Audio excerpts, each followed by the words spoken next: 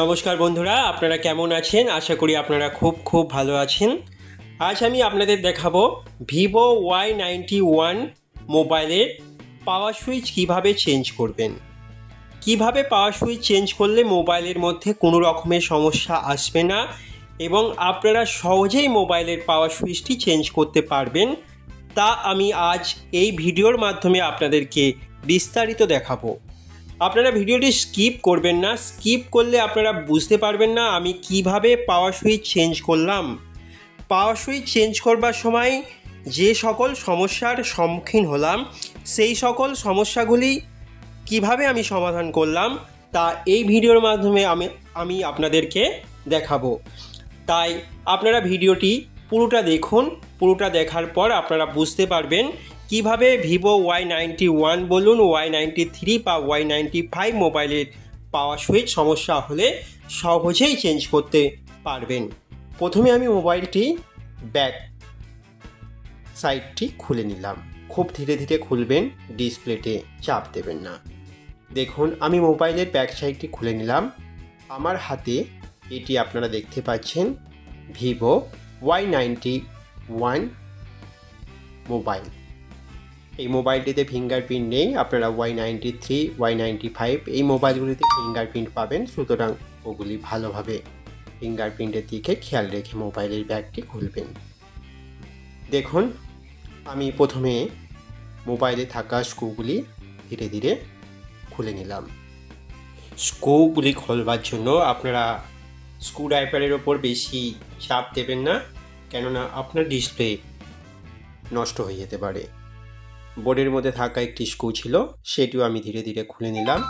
এবার আমি battery connector, display connector আর charging flakes connector এগুলি ধীরে ধীরে খুলে নিলাম। প্রথমে অ্যান্টেনা কানেক্টারটি সাবধানে খুলবেন, কেননা অ্যান্টেনা কানেক্টারটি খোলবার সময় অনেকে কানেক্টারের পিনটি নষ্ট করে ফেলে, সুতরাং এটি ধীরে ধীরে খুলবেন। দেখুন পাওয়ার সুইচটি আমি কত সহজে তুলে নিলাম। পাওয়ার সুইচের নিচে থাকা যে স্টিল মতন অংশটি, এখানে আমি একটি সার্জিক্যাল ছুরির সাহায্যে পার করে নিলাম।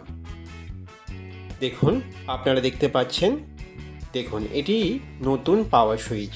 এর মধ্যে থাকা স্টিকারগুলি আপনারা তুলে দেবেন। স্টিকারগুলি তুলে দেবার পর নিচে যে আঠা আছে, এই আঠার সাহায্যে আপনারা সহজেই এটি বোর্ডের মধ্যে বসিয়ে নেবেন।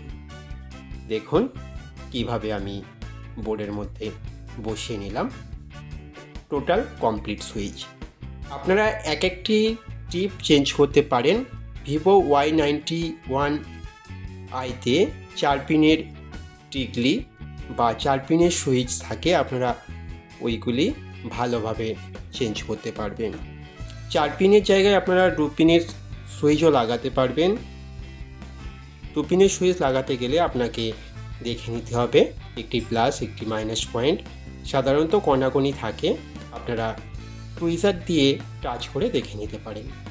যেহেতু আমার কাছে এখানে কমপ্লিট সুইচ ছিল, আমি কমপ্লিট চেঞ্জ করলাম, কেননা আমার সুইচে যে সমস্যাটি ছিল ভলিউম আপটাও খারাপ ছিল আর পাওয়ার সুইচটিও খারাপ ছিল, তাই আমি এখানে কমপ্লিট পাতা সমেত সুইচটি চেঞ্জ করে দিলাম।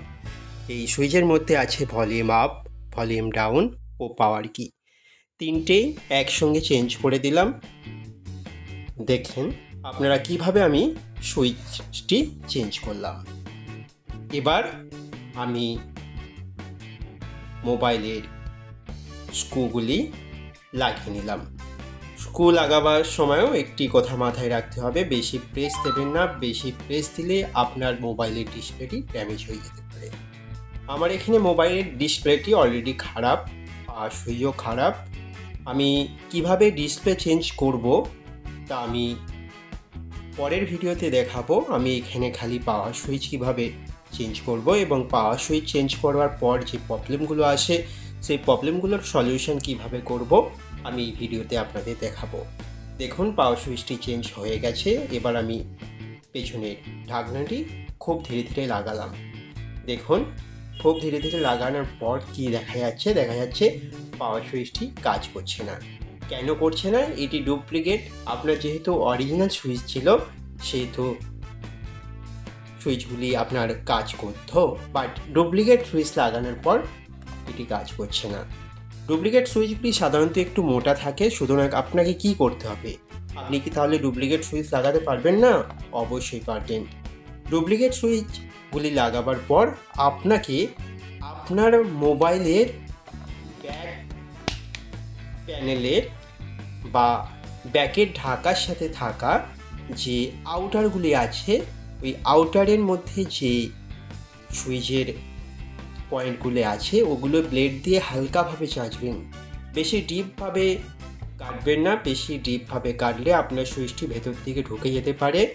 সুতরাং ওগুলি একটু হালকা করে ব্লেড দিয়ে কেটে নেবেন। দেখুন কাজ করছে না, কেননা এটি টাইট হয়ে গেছে।